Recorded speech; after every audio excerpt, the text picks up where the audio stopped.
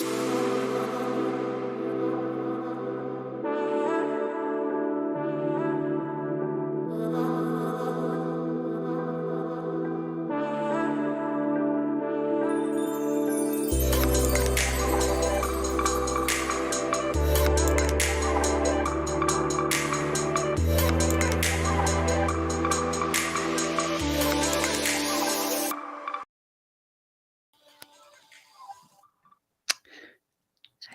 hey, hey.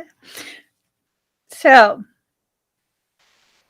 welcome to my channel. My name is Emmy from Emmy Evolving. If this is your first time joining me, thank you for finding me. If this is not your first time, thank you for coming back. Oh, hold up. I have lint. Oh no, it's not lint. Okay. Anyways, I'm about to do a reading for Pisces, Sun, Moon, Rising, and Venus. Also for your cross watchers, also for those of us who find ourselves on this channel without any Pisces in anything. You're probably an empath and you're probably needing messages from your soul. Okay. So I just want to remind everyone I'm basically on shadow ban on all social media. Social media has shadow banned me. I'm a little too truthful. So every morning I come live at 7 a.m. Pacific Standard Time. That's pretty much the entire week. And then on Tuesdays, I come live at 8 a.m. Pacific Standard Time and I do my Soul Sanctuary live stream. So, whether you get that notification or not, 7 a.m. Pacific Standard Time, just come on. Come on over. Come round about here and join me. Okay. So this reading, I asked what this reading was going to be about, and I legit got into like a little bit of an argument with Michael. When are we not arguing? And it was this thing of like, no, I don't want to say that. I don't want to talk about that. And then so he reworded it. All bets are on you. Okay? Pisces, empaths, all bets are on you. The bets are on you. Someone is taking basically their entire nest egg and they are investing their entire future on you. I don't know if that's something that makes you happy or makes you irritated or what, but that's something you need to be aware of. Okay. All right. Let me just get some cards. There you go. La, la, la, la. Just like that. Okay, one more shuffle for this. A couple cards from here.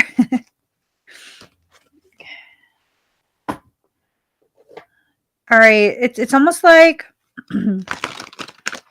whoever this is to you, they're being given some sort of game plan, okay, by their higher self.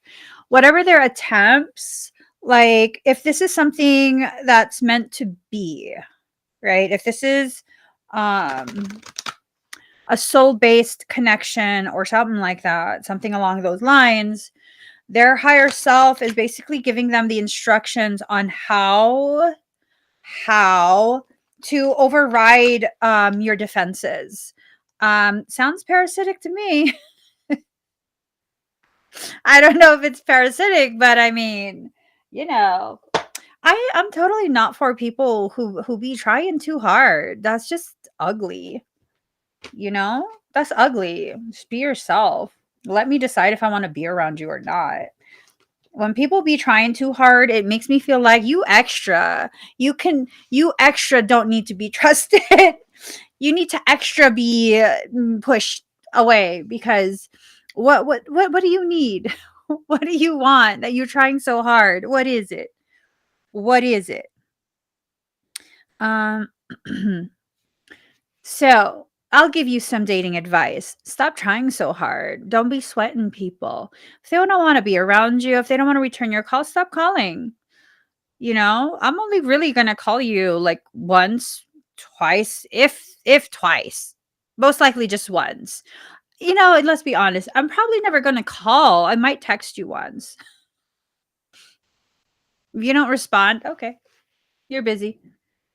And if you don't respond by like the next day, probably don't want to talk to me.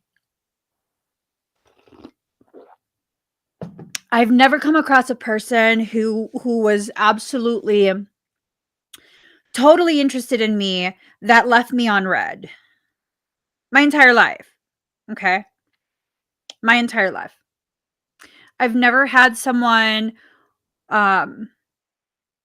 get me to play this game of like, I'm gonna keep calling you, I'm gonna keep texting you. Oh my God, maybe you're this, maybe you're that. Maybe you don't want to return my text. Maybe you're not interested. You know what I mean?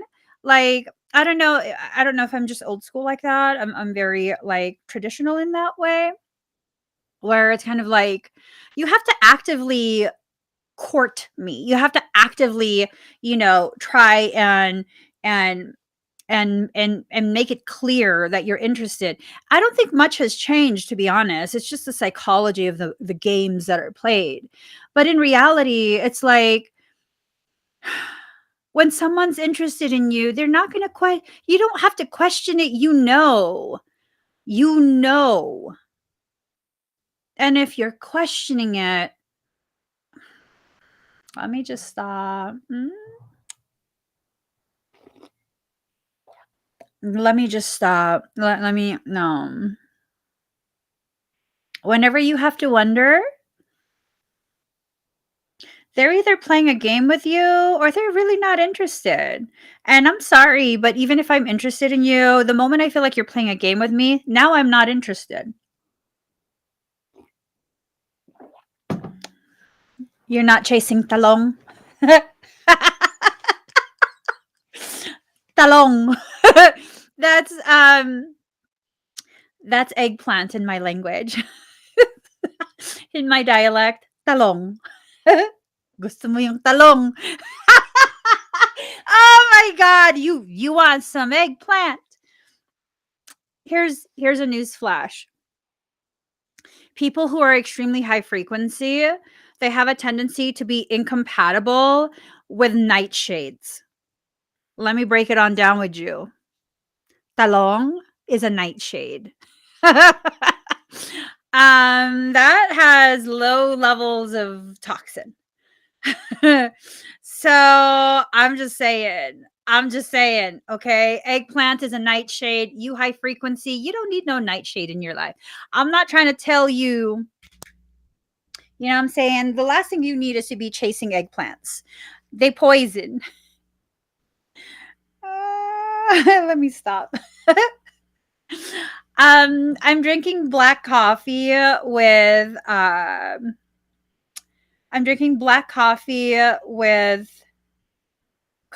unsweetened coconut milk and cinnamon. That's it. Unsweetened, because my attitude sucks. I'm just saying. Anyways, okay, beyond the mind, the heartbeat. So this is quite possibly a connection that goes beyond the average human connection, okay? It goes beyond the average human connection. I'm just kind of like contemplating how much attitude I should be throwing this morning. Like the whole kitchen, a plate or two, maybe a cup.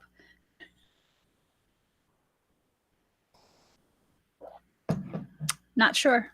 Michael says to spray myself. Okay. He goes, have you sprayed yourself? Try spraying yourself. I didn't spray myself earlier. Anyways, okay. Card number 14, going beyond normalcy. Whoever this is, they're overthinking it. They're really putting all their bets on you. They don't want to mess it up this time. Good. Don't mess it up this time. If you're going to really approach someone, don't play no games. Like, come correct. I so sound like I come correct. No, seriously, don't play games. Really present things in a genuine manner. That's the thing. If you want someone, if someone means that much to you, be genuine in your approach. Be genuine in your approach. Okay? Let me say it a third time. Be genuine in your approach.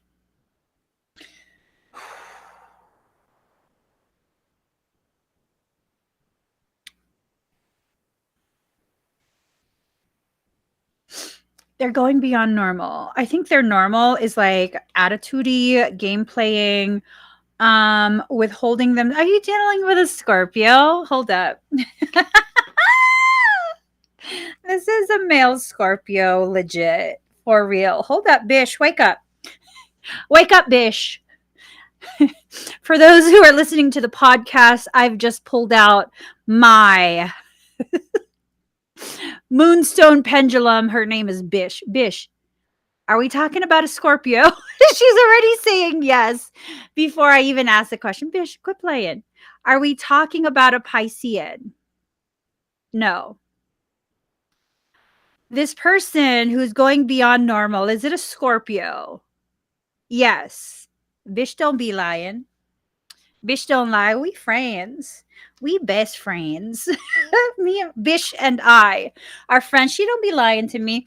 So y'all are dealing with a Scorpio. Maybe they have Scorpio somewhere in their chart. Maybe their moon, sun, rising. Maybe it's hidden in there somewhere. There's some sort of Scorpio type energy and influence. Excuse me. There's some type of Scorpio something in there.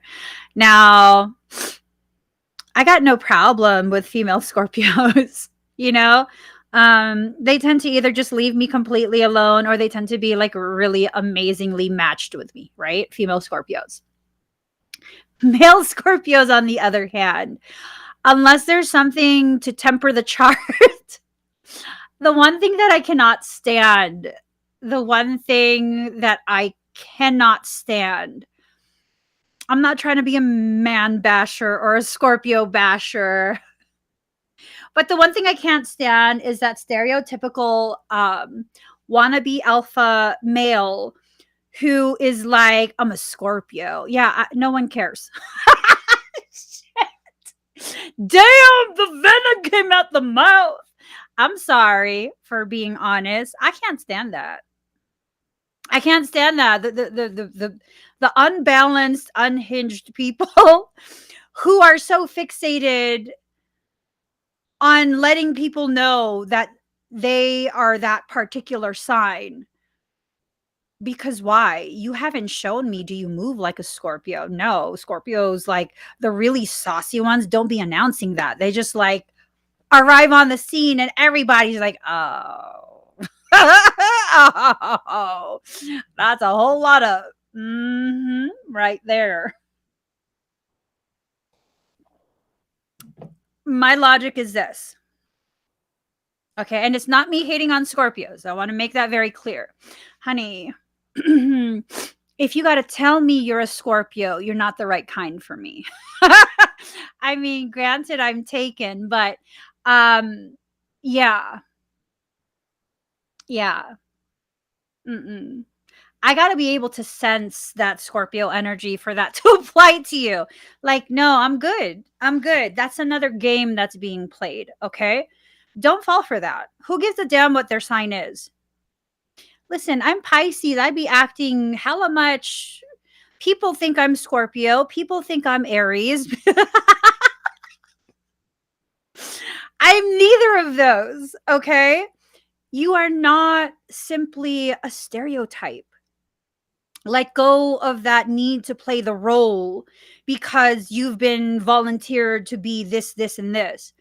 I've met people who have been amazing, just amazing. And they're Scorpio. And you know, I was over here because I had a bad experience with a Scorpio woman. And I was talking mad caca. And they were like, oh, I'm Scorpio. I was like, oh my God. You just saved the entire sign. because I was ready to write off the entire sign. You don't need to be around people who want to simply be the like stereotype of a group, a sign, whatever it is. You don't need that. You need someone who is authentic. Okay. You literally need someone who is authentic at this point. You are so starved for connectivity, genuine connection, that you believe all of this BS stuff that is peddled all the way across the board regarding twins. You don't believe in twins. You just want someone to connect with. Tell me where I lied there. Do you believe in the twin concept? Or do you just really want to have a very deep connection with someone? A twin ray is that's a depth of connectivity that often leads to explosive type of um, interaction. Not always a good type of explosive. You're literally dealing with yourself. Do you like yourself? For real though, do you like yourself? You're so focused on finding a twin, but do you like yourself? Are you capable of being all by yourself for very prolonged periods? Have you been single and really just enjoying yourself in your life for, let's say, at least a year and a half, 2 years? Can you do that? And not feel like, oh my God, nobody loves me. What's wrong with me? Why am I single? Because if you can't do that, I promise you, you can't handle a twin. I promise you. I like Girl Scouts, whatever they do. I don't know. Whatever Girl Scouts do, I promise you, you won't be able to handle a twin. That's going to crash and burn real fast. You're going to get your feelings hurt real bad. If you can't handle yourself, if you can't enjoy your own company, I'm just saying, I'm being really honest here. I'm being really, really honest here.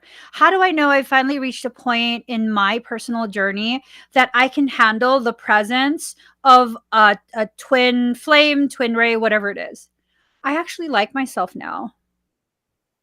Like, I mean, yeah, I can still be kind of annoying, but like in a funny way, you know?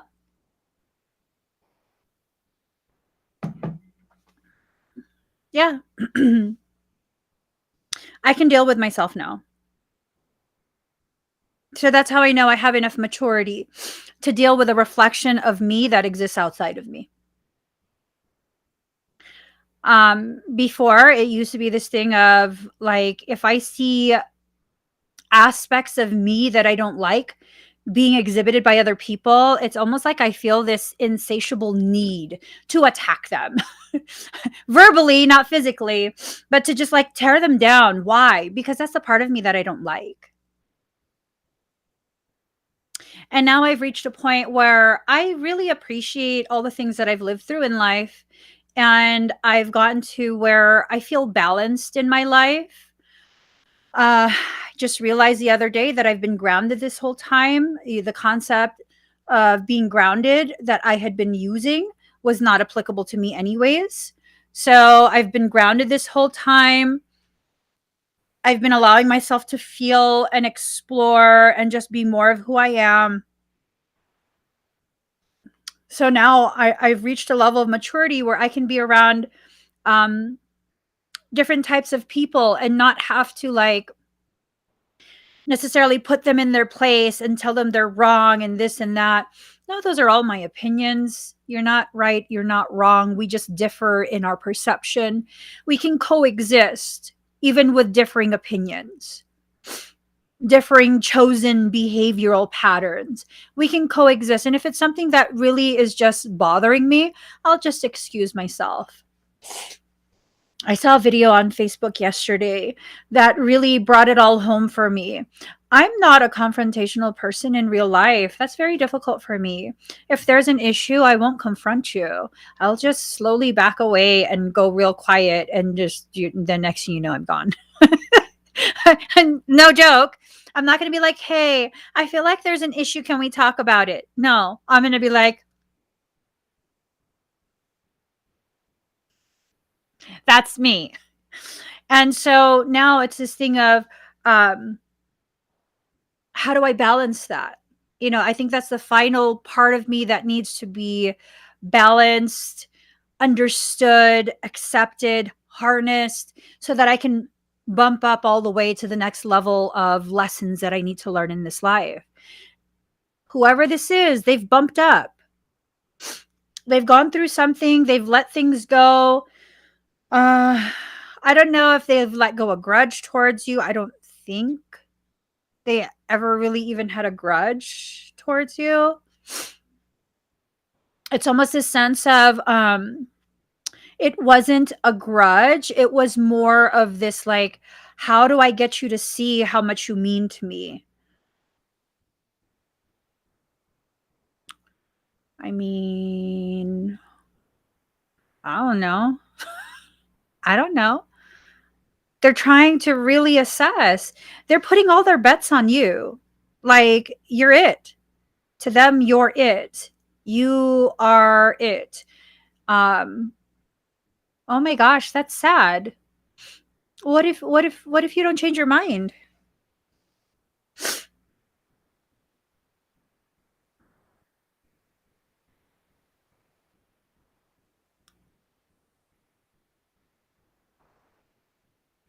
It says, I got a notification and it says, send to a friend. We know there's growing concern. There, oh, I don't know. Let's keep reading. Card number 25, release a dark wound, let love live. So they have gone ahead and let go whatever happened. I'm assuming this is someone from your past, either earlier in this life or a past life. Um, it's this thing of something happened, it really hurt them, maybe it disappointed them, maybe, oh no, I'm getting nervous. I'm getting real nervous. Hold on. I just moved my mic. Release a dark wound, let love live. So they've let something go that's prevented them from accepting how much you really mean to them. They've let something go. What that something is, God, I don't know. I don't know. Maybe it's like this expectation. Card number 24, new birth guarded vigilantly. So again, it's this sense of they've gone through something intense, probably recently, or it's been ongoing for quite a few months, but they've just newly rebirthed themselves. And so they're very raw. They're very delicate right now, fragile. They feel fragile, but they're not actually fragile. It feels like this person is a badass, like they have a really good sense of who they are at this point, what they want. They're not willing to settle. They're not willing to do what is safe. They're not like all of these really amazing things, qualities that you would want in a long-term partner. It seems like this person is exhibiting those qualities at this point. And I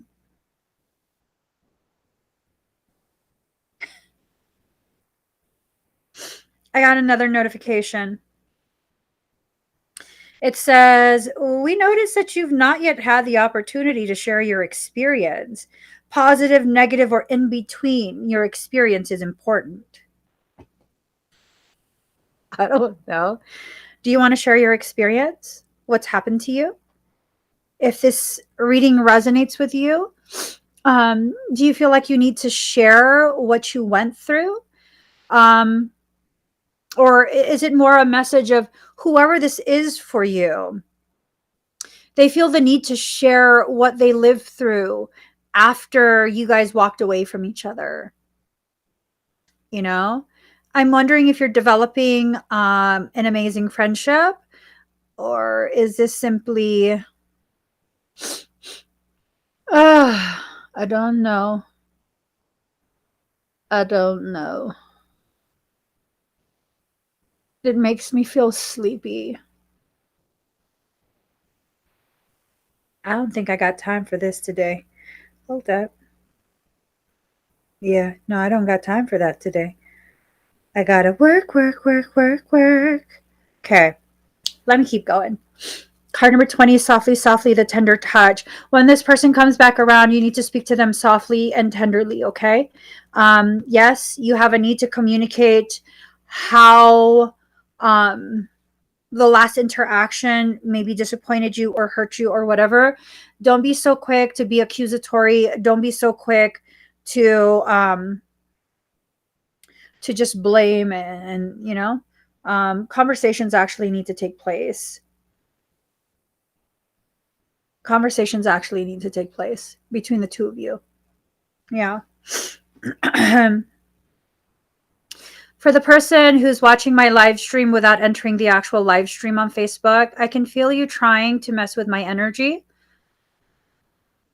First, you're weak. You're weak. It's not getting in.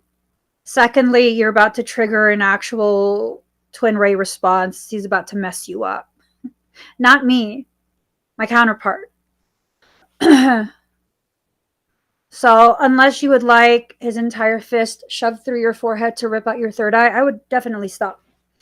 I'm not going to stop him. That's what I'm telling you. If I were you, I would stop. Anyways, card number 9, what do you feel? It's almost like this thing of you're not taking into consideration how you actually feel. You're just thinking about like protecting yourself, how things maybe crashed and burned before. You guys tried to have a conversation before, and it didn't work out in the way you wanted because maybe what you wanted or maybe what they wanted was not in alignment with what was appropriate for that time. We just really don't know. We really don't know. But if this is someone that has been stuck in your thoughts this whole time, I mean, don't you owe it to yourself to at least be able to compassionately express whatever it is you need to express? Because here's the reality of it. This is what I'm kind of getting the gist of. Maybe you vented to so many people and it hasn't helped you. It hasn't helped you to release the way you feel, your disappointment. Telling other people what happened has a far different effect on your ability to release than actually having a conversation with the person you had the issue with. You need to actually talk to the person that you had the issue with rather than trying to resolve it by not addressing it directly and going roundabout and talking to everyone else. Card number 12, every journey starts with a single step. It seems like your higher selves are pushing you towards this moment of not full-on merger. It feels more like this moment of opportunity for communication. What happens after that communication is still absolutely up to the two of you. Whether you're going to end up developing a friendship, whether you're going to consciously choose to pursue a relationship, romantic relationship, or you're going to have said what needed to be said and that chapter can be completely closed, the book put away, a new book pulled out and started. You know what I mean? The choice is still yours. This is not a message of you guys are twins and you belong together forever and you're just fighting the inevitable. Get out of here with that hogwash. That's freaking malarkey. That's just freaking malarkey. It's not funny. Have you seen that video they drew in that little girl's face? She's like, it's not funny. I got school tomorrow. It's not funny. I'm not laughing. It's not funny. I was just like, oh, baby girl, why they do that to you? That for real is not funny. Who does that? She was sleeping. They drew, but it looked like permanent marker. They drew on her face. It's not funny. It's not. It's one of those things where you have to consciously remind yourself every single time this topic comes up. You have to remind yourself you absolutely still have free will. You have free will. You can pick and choose. Now, for the ones that need to be in each other's lives, you can still pick and choose the way they will be in your life, what role they will play. For example, if I have to have say like a twin in my life, right? Okay, you're not going to be my lover, flat out. Why? Because I'm not going to allow you to be. That's why. You can be my BFF. Hell, you could be the person who hates me the most for all I care. Like literally. Either way, you're going to be in my life. We might as well make it like at the very least cordial, civilized. You know, best case scenario, we could totally be best friends. We could totally be best friends. But at no point am I going to be told by someone else how they're going to fit into my life without my consent, without my input. No. If I have to work with you, hell yes, I will work with you. If my soul is promised to work cohesively with your soul, yes, let's do that. Any boom chika wow wow, that is human based. Fornication is a human activity that has absolutely nothing to do with celestial connections. F out of here if you think you can mix the two, because they're non-compatible. If on a celestial level, you're supposed to be connected and in each other's lives, you have to be. Celestials don't fornicate. They don't have biblical relations. They don't know each other in the biblical sense. They don't bump uglies. So what does that mean? That's optional. That means that portion of the connectivity is optional, and it has to be decided by the human beings who are involved. It has nothing to do with the soul. Nothing. Unless you guys are bonded by a promise, a Paladorian contract to birth an extremely high frequency child. Yeah, no. No. No. No. You can pick and choose who you choose to be romantic with. Card number 8, be the hunter, not the hunted, allowing yourself to receive rather than just giving, giving, giving. There's another way to see it.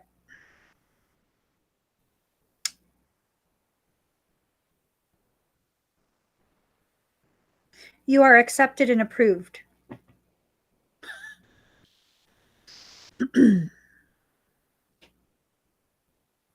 You are accepted and approved.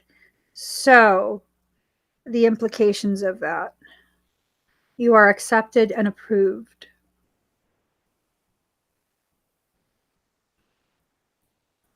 For some, this is a high level. This is a high level type of connectivity.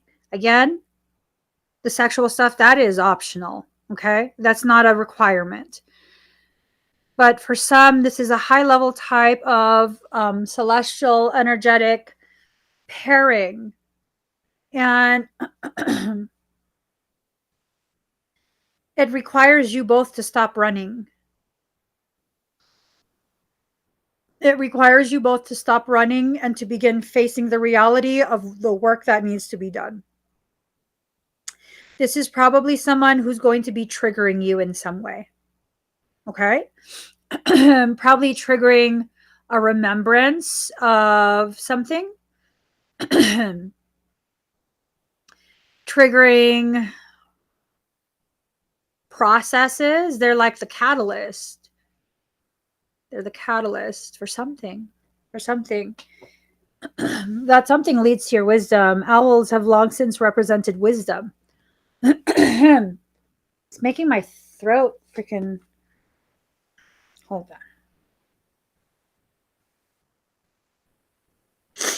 on. Meditate in silence and in darkness for a few minutes each evening for the next few days and see what is revealed to you. Be alert to any deception on the part of others, whether they are aware of it or not, and look closely behind any guises that they may wear. So for some of you, this is a false twin. For some of you, you've become so, like, I hate to use the word, but it's the most accurate one. You've become so desperate. Come on, you're not desperate. You're not actually desperate. That's just a frame of mind. Exit that frame of mind. But that's the thing. This desperation for connection, to have achieved some sort of spiritual achievement. People think this is like, oh, now you're spiritual because you're in union. No, that's, let me stop. But be alert to any deception on the part of others, whether they're aware of it or not. Are you deceiving yourself? Is someone deceiving you? Is this a case of mimicry? Is someone pretending? Are they just playing a role because they want the goodies? This is a particularly ripe period to tap into the fountain of intuitive wisdom that's available to you. Quietly observe your environment, watching and listening for signs and omens that will give you answers to any questions you may have. Now is a particularly significant time for prophecy, and you will see, hear, or feel events before they actually happen. Your most creative cycle is the night, so set aside time in the evening to work on any projects. Oh my God, I had a horrible dream this morning that I don't want to talk about.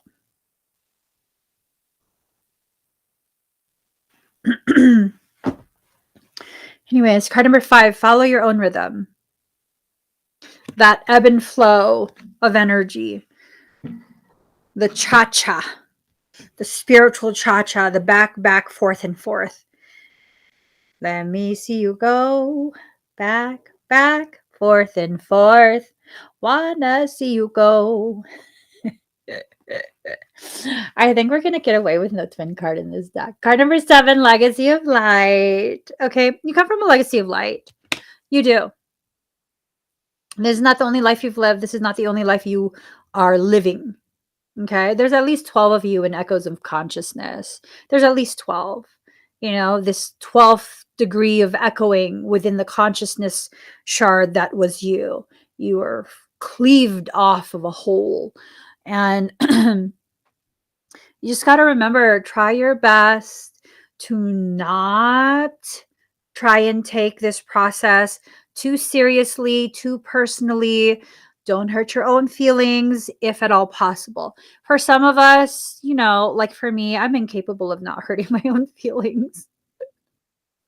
I do that all the time. I'm my own best friend and best frenemy. It's okay. I get through it. It's through the adversity that I choose for myself that I end up learning the most. So it's all good. If one day I begin to start being able to see there are other options that I can choose from, I promise I'll consider those. For now, I never see that there are other options. I always just jump head first into the first option that I become aware of.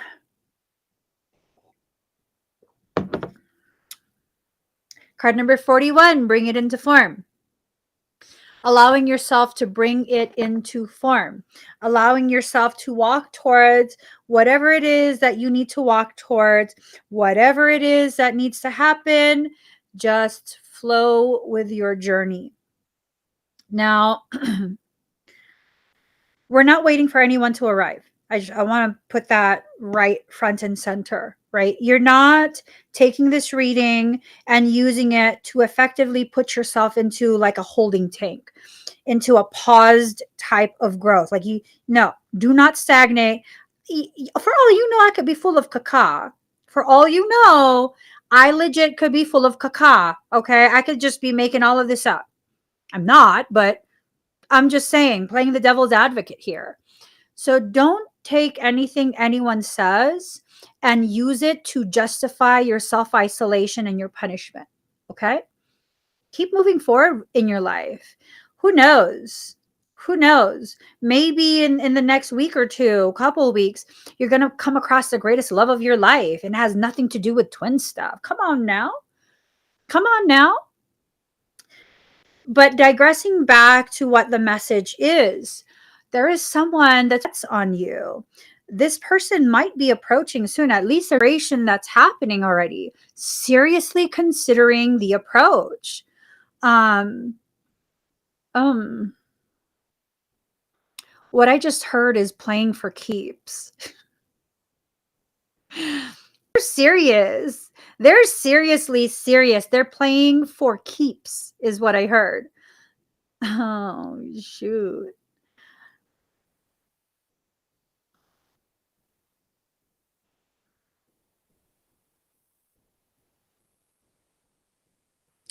So, okay.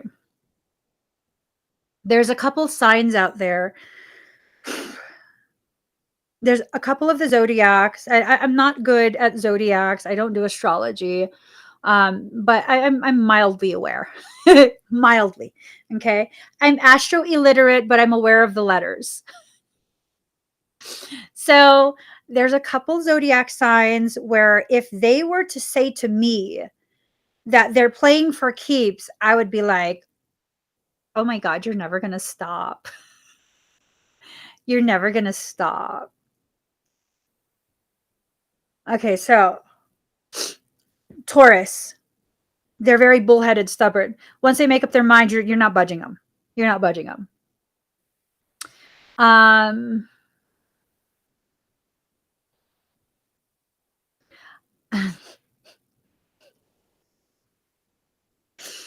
don't know. I don't know. Y'all, I just went full blank. I know Taurus would do that.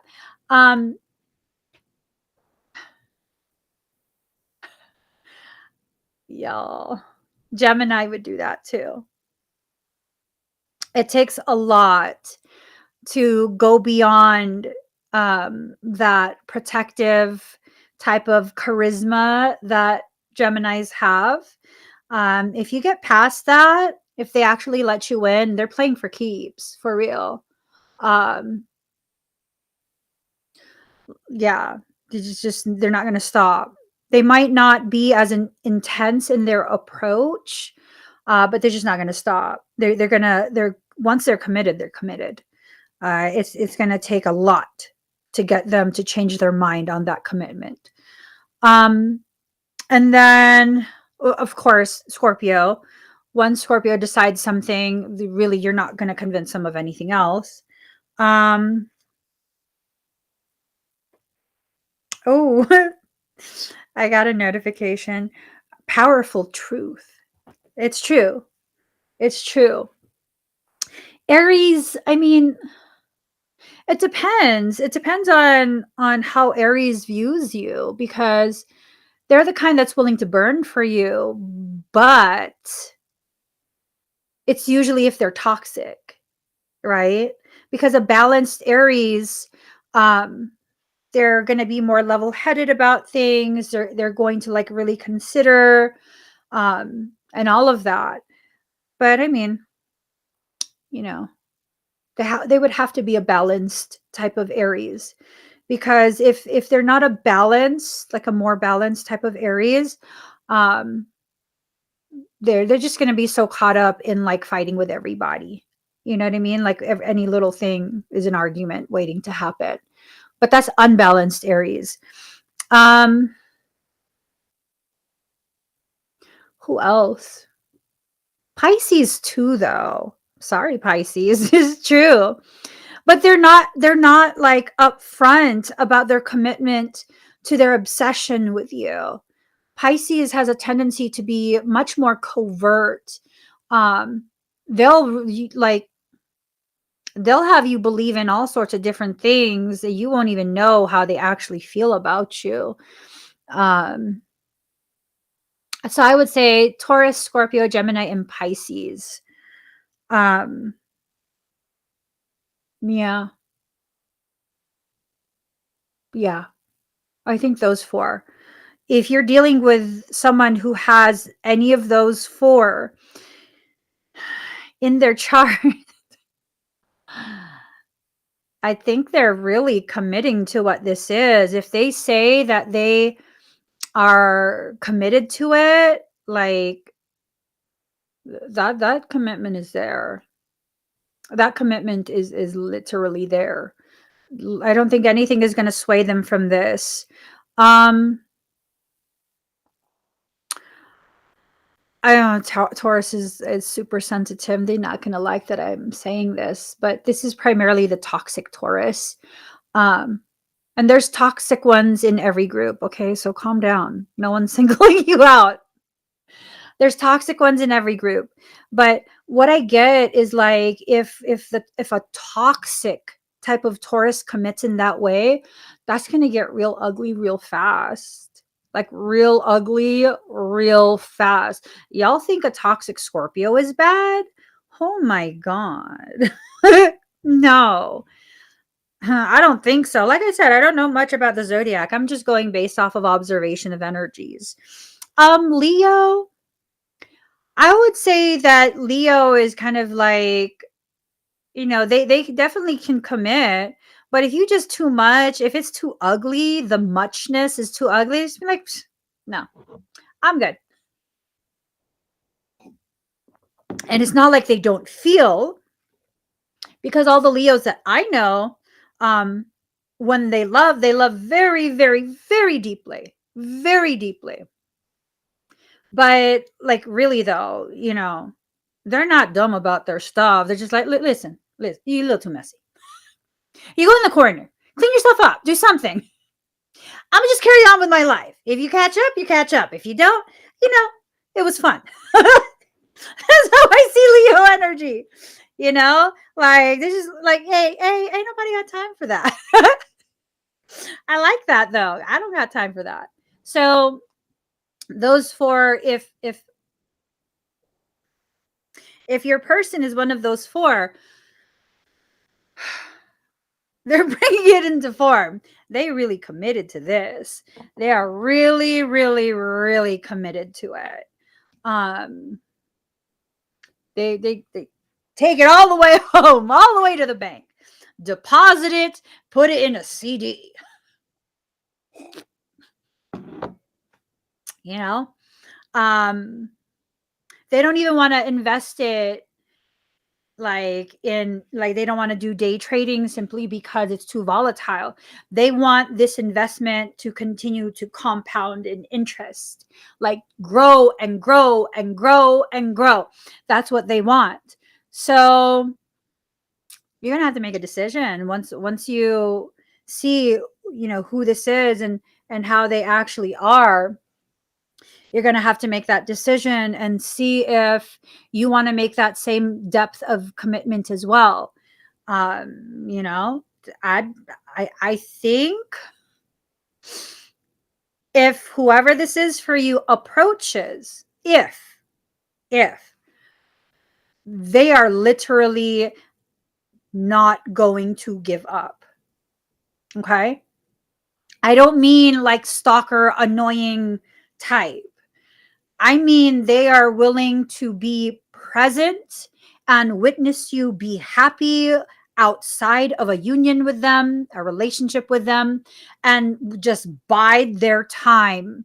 As long as they're able to be allowed to be a part of your life, that's all they need right now. And it's almost like this sense of eventually, it doesn't matter how many years it takes, eventually you're gonna reflect this type of love. I don't know if that's healthy, but that's what I'm getting from the cards. Whoever this is, if they approach you, this is not a game. This is not a game to them. Like, this is not about a conquest. This is literally, they are investing their entire existence into you. Don't play with their heart. If you're not interested, you have to make that clear from the start. Don't play with people like that. Okay? If you still mad because you guys stopped talking before and they've just don't. Be upfront, like, hey, you know what? I can't see you in that way because you hurt my feelings before. And, I don't want to waste your time. But it's almost like at the same time, I don't know that you're really serious and that you can never, ever, ever get past that. If you could never, ever, ever get past that, why are you still here? Why are you still listening? Why are you getting irritated? Because you reflect that. You reflect that same connectivity. It's just like it's like a magnetism that's occurring, electromagnetic connections. So the feminine energy is more magnetized, whereas the masculine energy is more electrified. And it's almost like this visual of using magnets to create a perpetual engine. Have you ever heard of that technology, perpetual engine? It's not going to stop. This is something that has to be addressed head on. Um, you know, it has to be addressed head on. But at least, like, we only got 2 cards left in this deck, and there's no twin card. There's no twin card. So, wait. Well, I mean, this kind of reminds me of twin card, but maybe I'm tripping. Did I already pull it? No, I didn't. Okay, so there's no twin card. Oh my god! Oh my god! Michael just be setting me up for all kind of shit. I swear to God. I swear to God.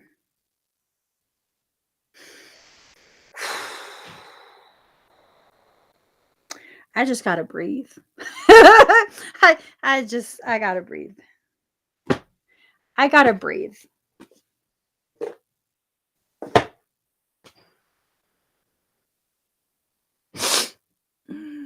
How's the weather? Is the weather good where you're at?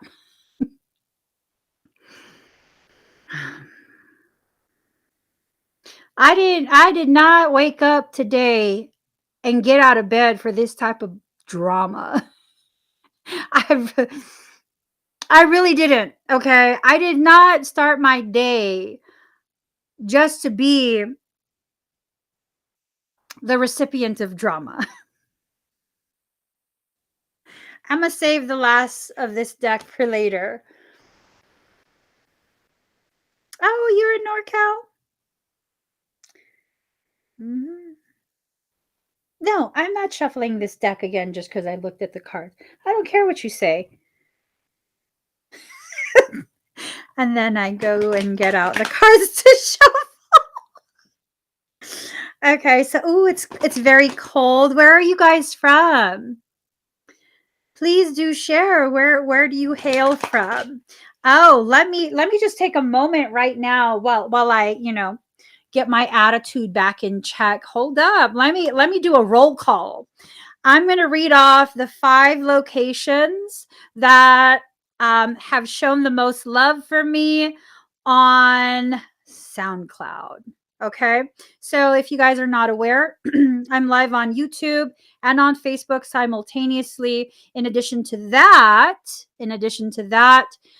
um, I am going to be loading this as a podcast through all the podcast apps. You can find me on Apple Music, Amazon Music, iHeartRadio, like all of that. I don't listen to any of those. But maybe you do. You know what I'm saying? All right. Dallas, we got Farmington, we have East Orange. Y'all be showing me some mad love on SoundCloud. We also have Los Angeles, St. Petersburg, Portland, Aurora. What's up, Dublin? So we got Ireland in the house. We got India. We got Russian Federation. We have the Philippines, United Kingdom, France, Canada, and Belgium. What's up, Belgium? So, I'm going to start doing roll calls for all the places that be showing me mad love on social media. Hey, I'm just saying. I'm just saying, we got to give y'all credit for the support and the love. So, all right. Now that I've burned up some of my salt, let's continue again. Okay. So, I guess, I guess, I guess this is yet another twin flame reading. Yet another. So that's why it's the sense of this is not going to just halt. This is a type of connectivity that needs to kind of be addressed, right? It's a type of connectivity that we just have to make sure that we are very level-headed in the way we approach this. What do I mean by that?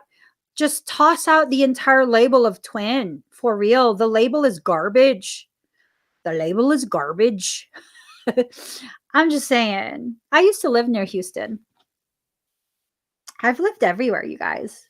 I've lived near Houston. Yeah. Houston be like, that's too much humidity for me. It's just too much humidity. I can't breathe. I have delicate lungs. Well, it's not delicate, but yeah, no.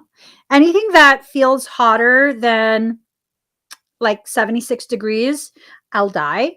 Anything that feels colder than like 74.5 degrees, I'll die. So you got to keep me in that very tender range of 75 degrees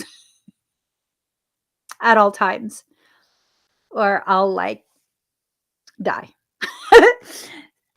But yeah, no. So this is a soul-based type of thing, right? This is something that needs to be worked on. Just like, no joke, this needs to be worked on. This is going to help you have a better understanding of yourself. It's going to initiate lessons within you about you that no one else could really help you with. Let's shift this from like the romantic fornication aspect to really about your growth, your self growth. Theo says, I woke up this morning with butterflies in my sacral. I felt super anxious, but not in a bad way. Felt like something big was coming to me very soon. And so I had to jump on and look for you. And lo and behold, you were live. Okay, Mr. Bibbs. Okay, Mr. Bibbs. Now, here's the thing. This is just my perception, okay? It's not that I'm 100% right. This is what I perceive. When you feel the butterfly sensation, that's your soul talking to you. Anything from the stomach on up, this is a heart-based type of connection, communication from soul, from your soul.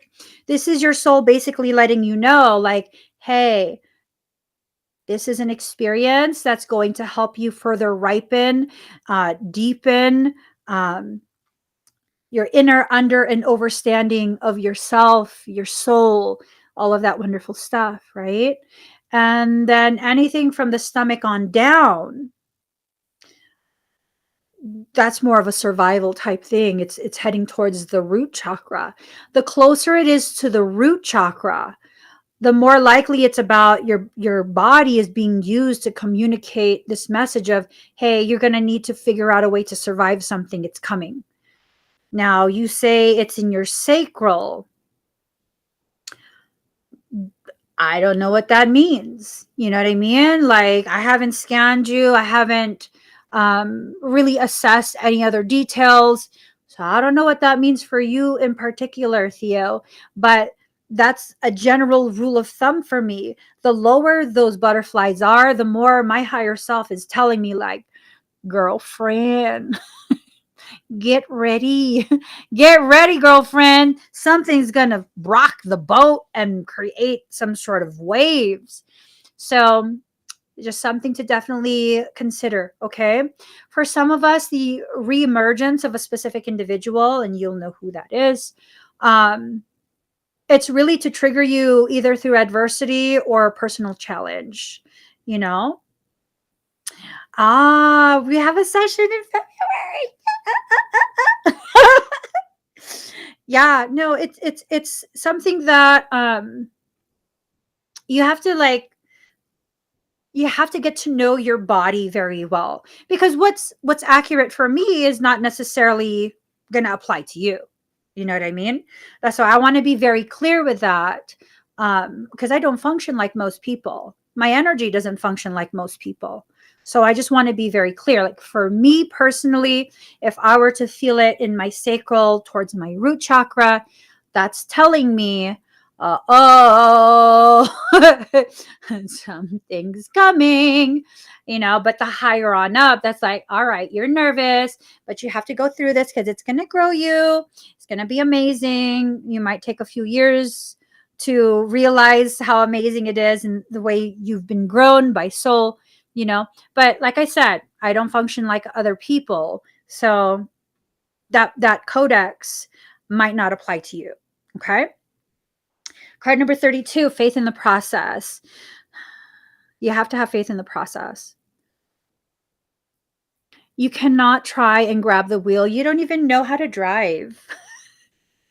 That's what I tell myself. Sometimes I try and like just reach over and grab the wheel from soul, and then my own higher self is like, well, you don't even know how to drive. Get your hand off the wheel. Oh, that's right. I don't know how to drive. So I say go with the flow of where this is taking you. If at any point you are truly guided, where you totally feel like, no, this is all bad, it's okay for you to bow out. You don't have to commit all the way to the end. It's okay for you to kind of step away and be like, I don't feel very right about this. All right.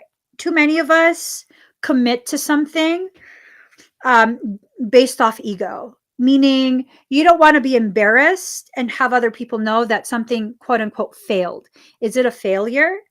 I mean, honestly, I think it's more of a personal failure to continue to commit to something that is making you so utterly miserable than it is for you to be like, you know what? We tried. It's not really compatible. We're not compatible. And, maybe it's time for us to be happy separately. That's not a failure. That's not a failure. Society would tell you that, oh, you failed in your relationship. According to who?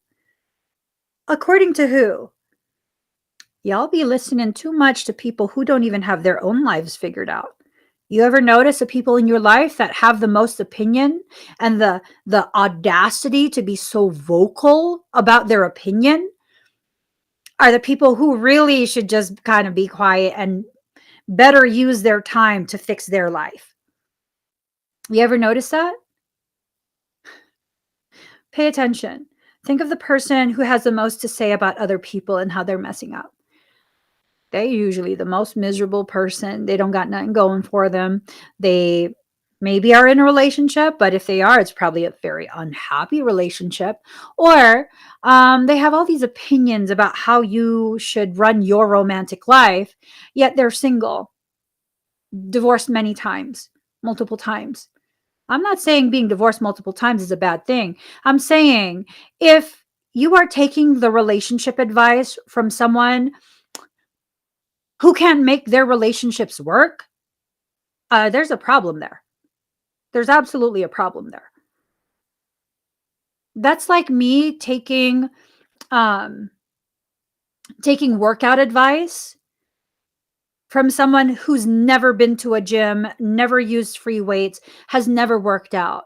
Oh, but they're certified because, they took a program and they know all of the mental logistics of it. No. No, no, no, no, no, no, no, no, no. The only person who has been my personal trainer at one point was someone who was training Miss Olympia hopefuls. These are figure competitors. When I say bikini model, I'm not talking about soft bodies. No. No, I'm talking about figure competitors. This is who they were training. They were training champions. Okay. And that's why I was like, okay, maybe you can train me. Granted, it was my sibling. You know what I mean? But no, no one else has trained me in the gym. Why? Why would I listen to you? Have you been able to help people? Are you able to take me to the degree of accomplishment that I know I want to reach? No, then I don't need to listen to you. I need to live through my experiences. I need to learn through what I've lived through. And so you need to begin taking control of your life again. Take back that control. Allow, allow, allow. Allow yourself to learn and grow through what you choose for yourself, not what you're like bullied into. Capricorn, I use time, the corrector when our judgments err. It's time to focus on your objectives and not let up. Tiggity damn. I tell you, this person's not going to stop once they reconnect with you. And I think they're just considering proper positioning. What does that mean? I don't believe they're plotting on you. I believe they're trying to like sort through maybe all the memories they have of you and just see like maybe old conversations that you once had, right? They're trying to see how your mind works, um, how they can approach you in the least disrespectful manner. They want to make sure everything is done properly this time. No rushing, no manipulation, no one else involved. That this is what I'm hearing. No rushing, no manipulation, no one else involved. No input from anyone else. Strictly like communication between the two of you, and that's it. Um, let's see. Capricorns are interested in what's solid, what can be seen, touched, or bought. Capricorns utilize their energies towards some concrete purpose rather than daydreams and the imagination. When Capricorns do indulge in dreams, they always dream big. They are insanely ambitious and often good looking. Hey, I'm joking. Capricorns appear mature early in life and then grow younger and younger looking with each passing year. We're working on that part. So it's like they're embodying some of that Capricorn energy where if they're going to invest in this, they're going to really look at what they're investing in and how to properly invest, how to properly manage um, the effort and the way that effort is applied. When the Capricorn card turns up in a reading, it denotes a time of diligence and hard work. There's a gaining in status and reputation whenever you're whatever you've toiled over and especially sacrificed for. You're ready for splendid results to be revealed. Keep in mind this gain may be slow and systematic, but that you are heading towards something solid and long lasting. They're putting a lot of effort into this, into their approach. All bets are on you. This is not someone who's betting on you out of romantic stuff. They are really seriously taking into heavy, deep consideration the gravity of you. There has to be something to say about that. If your question is to do with romance or relationships, then those may take more serious tones. See what I'm saying? Matters should grow deeper and more committed. It could be that one partner is older, higher in social rank, or will be guided or will be a guide or teacher to the other. It may also mean one is more serious than the other. Since Capricorn is a methodical earth sign, your outcome may progress gradually, unfolding at its own pace. You won't be able to rush matters. Everything must happen its own time, not yours. You can't rush them, they can't rush you. It is something that is going to unfold rather beautifully. Like beautifully. So Pluto transformation. So we have card number 22 for the Capricorn I use, and then card number 11 for Pluto transformation. People living deeply have no fear of death. Anais. I love Anais. Then. Um, let's see. Oh, damn. Okay. This dwarf planet tends to inspire unwelcome surprises. I don't appreciate being called dwarf. Question, serious question. Does this cup beside me make me look like I'm a small person? Does it make me look small? Past few days, maybe a week now, everything that I take a picture beside makes me look really small in the picture. I don't know if I'm shrinking. Anyways, this dwarf planet tends to inspire unwelcome surprises. Pluto can be like a tower collapsing in your life, a life from which you must rebuild from debris and also inspiration. Many things you've relied upon for always being there may suddenly disappear or leave. More than anything else, Pluto represents endings and beginnings. So they really had to end something. Something in their life seriously ended. It's a massive loss. It feels very devastating, but they're in the process of rebuilding. That might be why they're investing everything in you. Ooh, this is simply a time when the decks are being wiped clean for new action. So you're needing to push to the side whatever the history is, like not completely get rid of it, but push it to the side so that you can still have clear view of what's transpired between the two of you in the past, but it's not obstructing whatever this new thing is that's being presented. I've said before, if you're going to try and get back with someone, like trying to reestablish the old dynamics that you had together at one point, that's going to miserably fail. That's guaranteed failure, right? Because it didn't work the last time when you were both the same people. When you were the people you were then, it didn't work. It crashed and burned, hence the reason the two of you kind of parted ways. Now, if the two of you have changed because you've grown, that's a whole different story. That is a whole different story. You're going to need to take time to get to know each other again. Time to reassess like what their intention is. What is your intention? Is this properly aligned between both your souls? Just all sorts of stuff like that.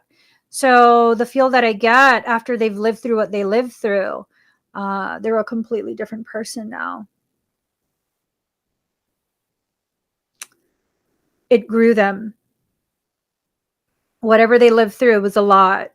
It quite possibly destroyed their sense of self. Um, it made them feel very alone, very misunderstood, um, possibly even like bordering on abandoned by you. Not accusing you, okay? I'm not saying you abandon anyone. I'm saying that's quite possibly the feeling. Like it felt like that, like they felt so hollowed out, so carved into, that they were missing a huge chunk of their own identity. Okay.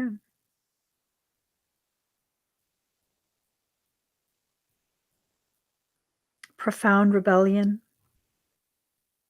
So this card is about transformation, endings, beginnings, new ways, the end of the old. Intensity. They're increasing in their intensity. They're going to make this work. I kind of like that though. That the feel of like, this time I'm not going to fail. Like I love when people put their all into something. The outcome is irrelevant to me. It doesn't matter if you succeed at what you're doing. That's just an extra bonus. What I like to see is the effort that people put into the process of whatever it is they're doing. Did you put your heart into it? Did you like really, really put your all into it? Because if you did, that's beautiful. To invest in that way at that depth, that's a labor of love. That's an absolute labor of love. One of the most profound things that I witnessed for the first cycle of the certification program that I'm running, because I'm running a certification program for the energy work I do. One of the first things that really honored me was witnessing how all of my students were so fully committed to learning the material, to mastering the content. It was beautiful. And then when it came to the one-on-one sessions, um, it's a one-on-one final, your final exam, you got to show me how you do it. You know, you got to show me. And the amount of time and effort they placed into studying and being prepared, because they weren't knowing how it was going to be conducted. If it was like an oral exam, a clinical, they didn't know. I'm not going to tell you how it goes, but the amount of time and effort they put into preparing for that one-on-one final exam. Ooh, that's like the utmost show of respect, reverence. Like, you hold me to such a high standard, um, that you're not just wasting my time. You know what I mean? Like, you're taking this seriously. You're taking me seriously. And I think, Pisceans and empaths in general, like, we just want to be taken seriously. We want someone to understand the gravity that we were born embodying. We hate feeling as though we're simply an asteroid floating in space and no one really cares whether we exist or not. And I think that's what it is. I think the approach this time around has more to do with, like, really being clear as to how much gravity you hold, and that they were never ever really fully able to break free of that gravity, like, I don't know if this applies to most people, but it's something that's being presented to me, like this sense of you're held in such a high regard that no one will ever compare to you. And they're coming to this realization that whatever game they were playing to make it seem like, oh, they don't need you. Oh, yeah, they absolutely do. They absolutely do. They don't feel like they have direction when they're not in your presence. Now, that sounds kind of like codependency. So, you're going to have to make sure that you don't allow this to become something super toxic and codependent. Okay, you got to put effort into that if you're going to allow this person the time, space, energy, and consideration to show you what you actually mean to them.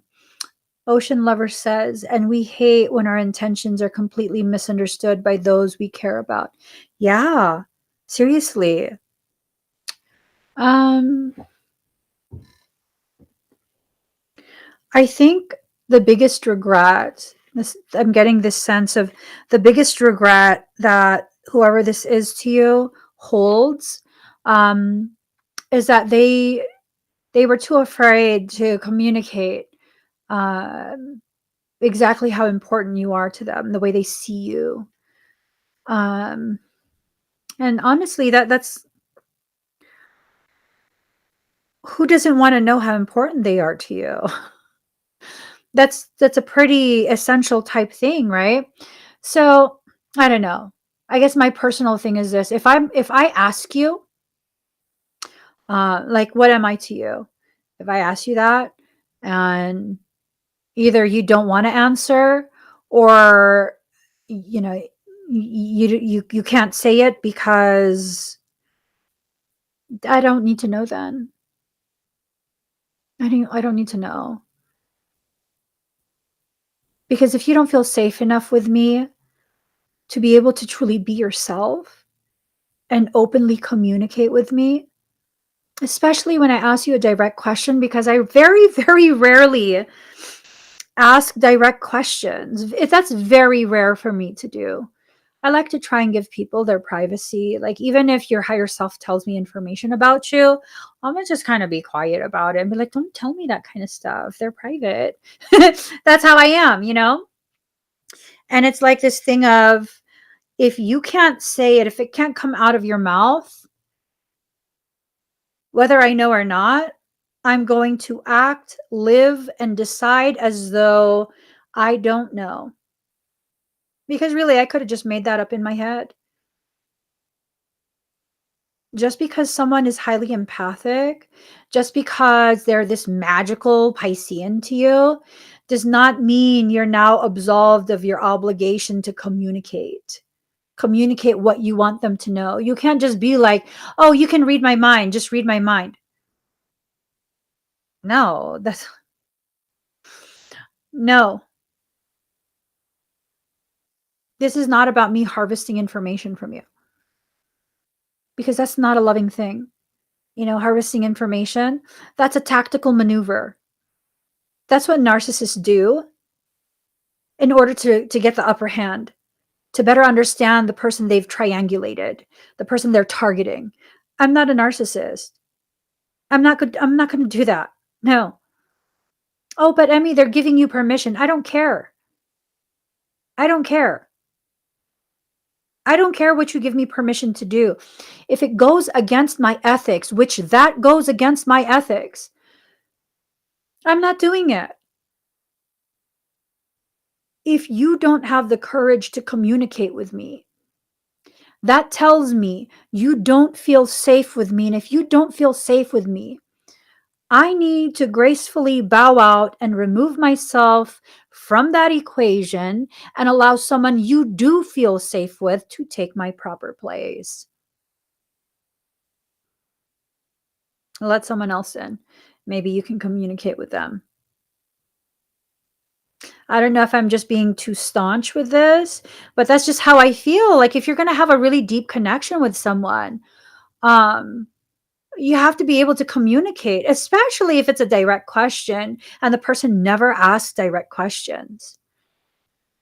You know, like um, one of the things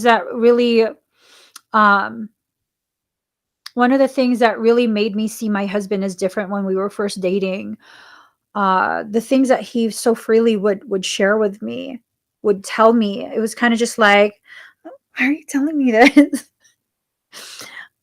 Why are you telling me this? Like, you're not like any person I know. That's some weird stuff. I remember one time, because he has a lot of friends, right? He's like super Mr. Social Butterfly. And I remember I got the sense of one of the girls that would hang out with his group of friends. I kept seeing her looking at me like sideways from across the room. And I was just like, she really likes him.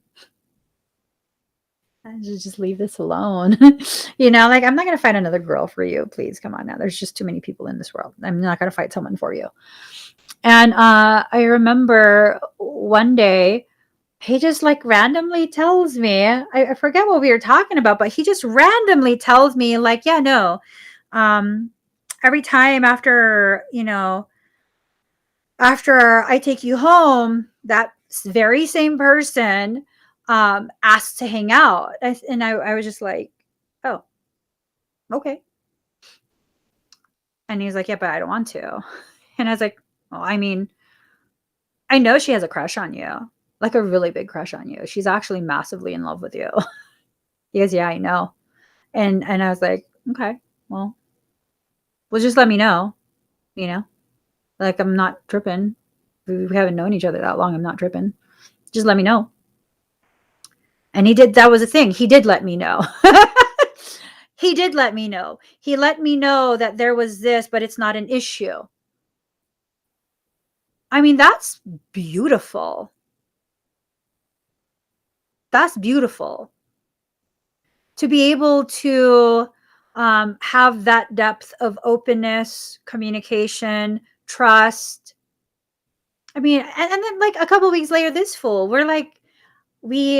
and I still distinctly remember, this fool is like, we entered into Walmart. I needed some laundry baskets and get some supplies for my place because I had just moved out on my own. We entered into Walmart and he gets a phone call. His face looks so irritated. And I'm like, hey, you do your phone call. I'm just going to go get the things that I need. And then when he was done with his phone call, and he kept just walking behind me. He didn't excuse himself anywhere. I'm just like, just freaking handle your phone call. I already had a sense of what the phone call was. He was pissed off and he straight up told me like his ex-girlfriend found out that we were talking, and suddenly she's paying him all this attention, and she called asking him if he would mind going to her birthday party because she's going to have a birthday party and she wants him there. And so I just like, I mean, that's up to you. We still don't really know each other. Like, if you're not done with that relationship, just, I don't know, like, go ahead and finish your, I'm not saying I'm going to sit around and wait for you. I'm just saying, like, if you want to revisit that, go ahead. You're free to. But the fact that he was so open, with like really just flat out, just share, and he's like, no, I'm not going. And I was like, well, I'm not telling you not to go. It's no difference to me. Like, I'm not telling you not to go, but I'm just saying, like, if that's not yet finished, if there's still stuff going on, you need to finish that off. Like, I'm not doing this like 3 people thing.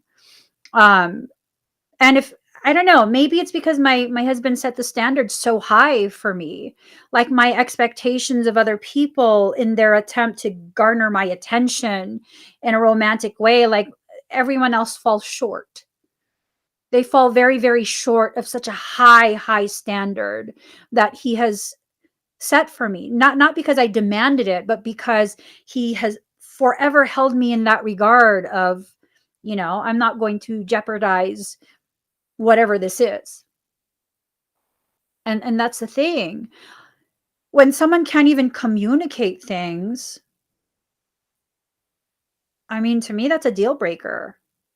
That's a deal breaker. If I never ask you questions, and the one time I asked you a question, like, okay, well, then I don't trust you. And people might say, like, hey, that's not fair. What if they're coming from a relationship where they were constantly accused of things, and so they're scared? I'm not that old relationship. And if you're going to see me as an expression or extension of that old relationship, you need to walk away from me. I'm my own person. And here's the thing, I have my own traumas, yet I don't bleed all over you, do I? I bandage myself up and I make sure none of my toxic bleeds all over you. So if they can't give you that same type of consideration, maybe you just need to have a final conversation, and then that's that. This is not about committing to something long term simply because it has some sort of celestial label. Because if you're going to do that, you're going to hurt your feelings so bad. I tell you, by the time spring is done, you'll be back here crying about, Emmy, you were so right. This is a cycle. This finishes off end of spring before summer starts. End of spring.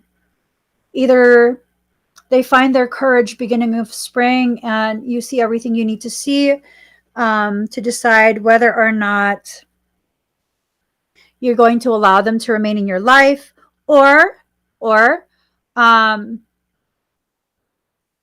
they so deeply disappoint you by the end of spring, you're just done for good.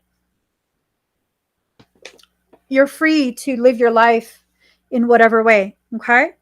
This is not a guaranteed, this is what you're going to have, that's what you're going to have, this is how it's going to go. This is a general reading, so we don't know. Card number 52, void of course, moon missing.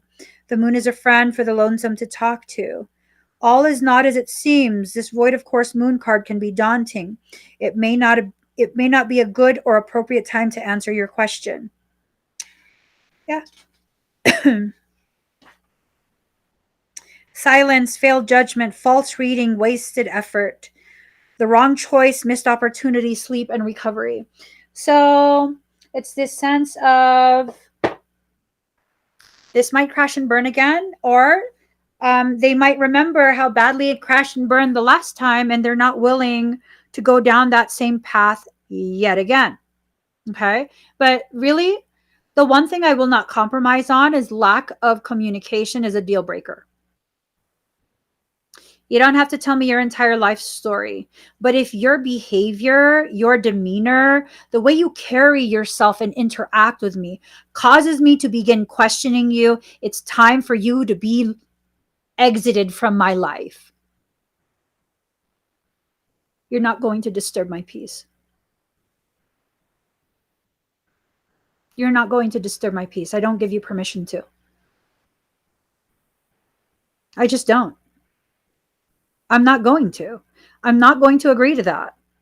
Like I said, it's not that you have to continuously have confessionals with me every day of what you did, what you thought, how it affected you, childhood traumas and all. No, that's also BS. That's not a relationship. That's freaking ownership of someone. No, I'm not down with that either. But I will say, the moment you begin to make me question, like, am I just not enough of a friend, of a, whatever? Uh, yeah, no, you need to go. You're disturbing my peace. You need to go and you need to live your life somewhere else. Somewhere else. I don't know where, but somewhere. Not here. Somewhere else. Because nobody nobody is worth disturbing my peace. I will not lay myself on the sacrificial altar. Not for that. No. No. And there's a lot of things that people have told me in the past that they were super scared to tell me. And then when they tell me, I'm like, why would you be scared? That's like none of my business. Like, for real. Why are you scared to tell me that? That's your business. I remember someone years ago, someone in my life, they're married, right? And I came to visit, let the kids play and stuff. And they were like, they pulled me aside, took me to a different room, and they're like, I have to talk to you, I have to tell you something. And I'm like, ooh, what do you have to tell me? And I was scared. My heart was pounding, like, what is it? And then they start talking about affairs, and I'm like, it's not registering. I just know that they're talking about an affair, and I'm like, wait, are you talking about Frey? And they're like, no. And I was like, wait, who are you talking about?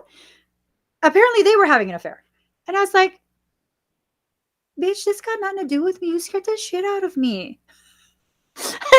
And she was totally like, why would you be scared? I was like, because all I heard was affair. And I'm over here like, you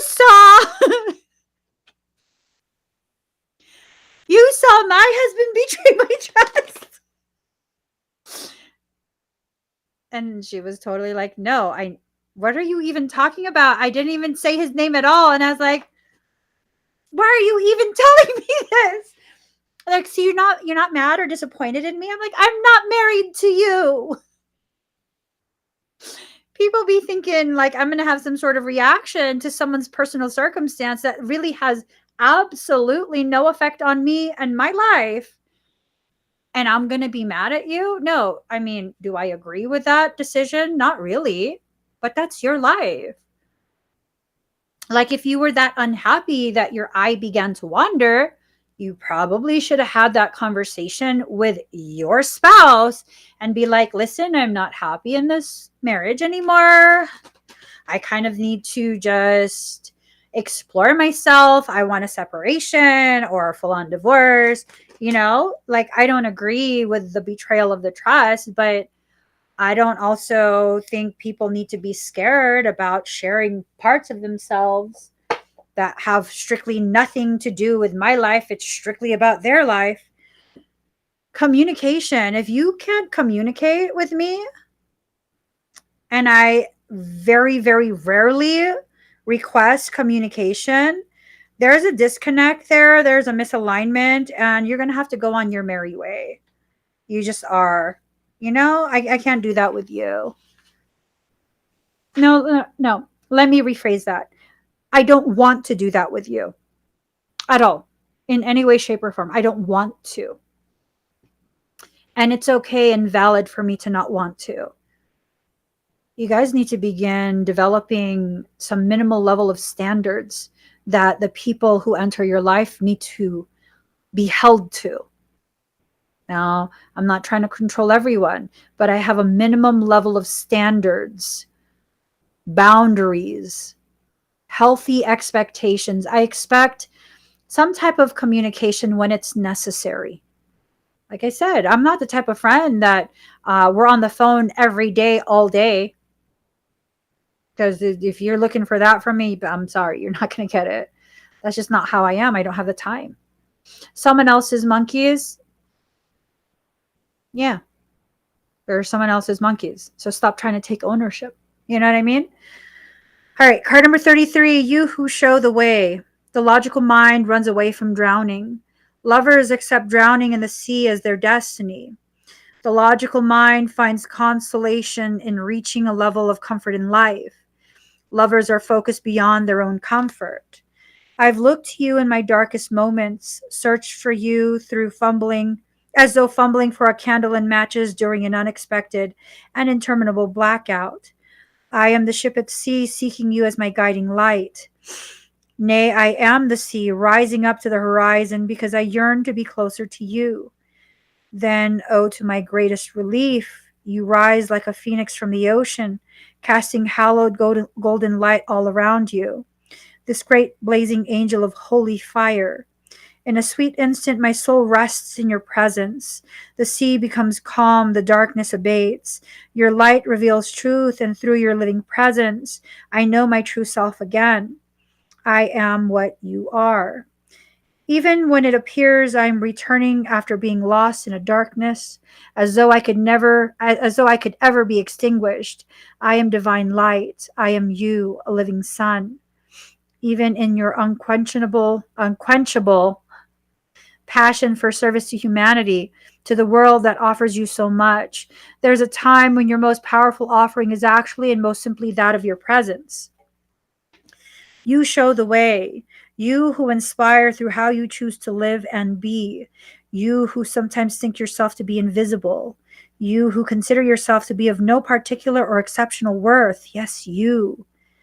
You who, through your choice to live your truth, reveal my face, demonstrate my love, embody my presence, heal my beloveds, and love my creations.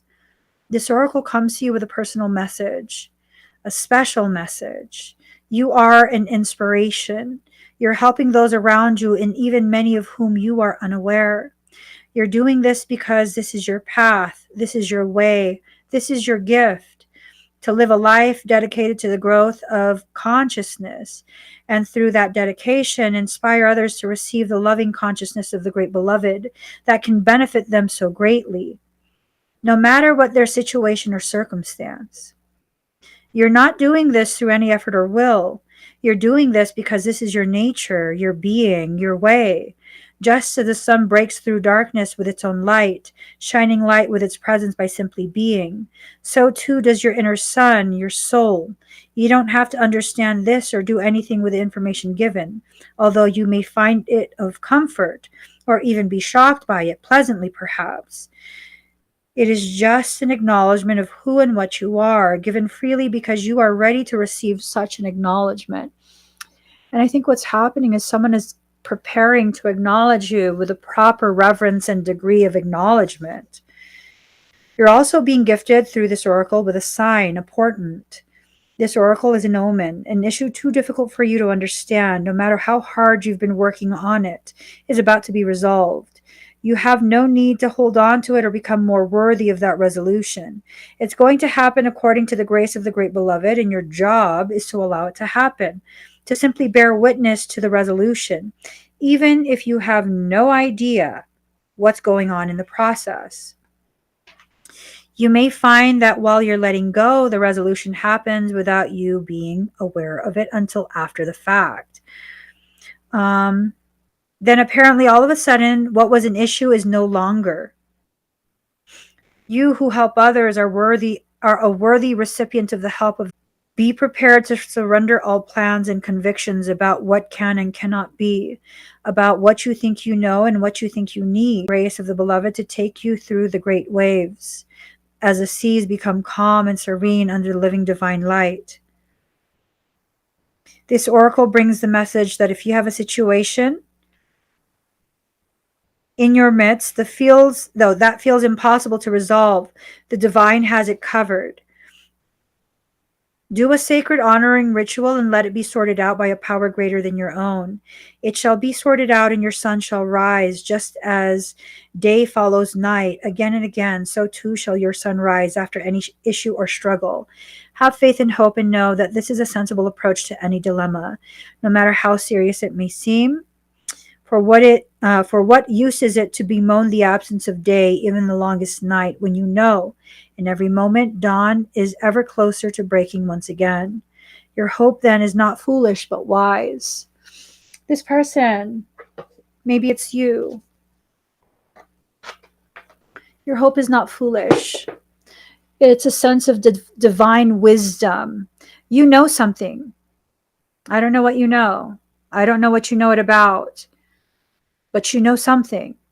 You know something about the divine presence of another person in your life, or maybe the pain of their absence. This is not about romance. For some, it can lead to romance, but this is not strictly about romance. This is about a connection so profound, it becomes a path back home to yourself. Are you ready to go home? Are you ready to reconnect with the truth of who you are? And I think that's what's going to determine the way this plays out. The willingness or lack thereof. That's what's going to dictate how painful or pleasurable this experience will be for you. Allow yourself the time and space, as well as a consideration. When you do that, you open yourself to the potentiality to rise to the greatest degree. Okay? So guys, I gotta get going. If you could please give this video a thumbs up, I would really appreciate it. If you haven't already subscribed or liked, followed, whatever it is on whatever platform I'm on right now, please do so. Share this video out to whoever needs it, whoever you know is going through something that this video can help them guide themselves through. Share it out. Don't explain, just, hey, you got to watch this. It reminded me of you.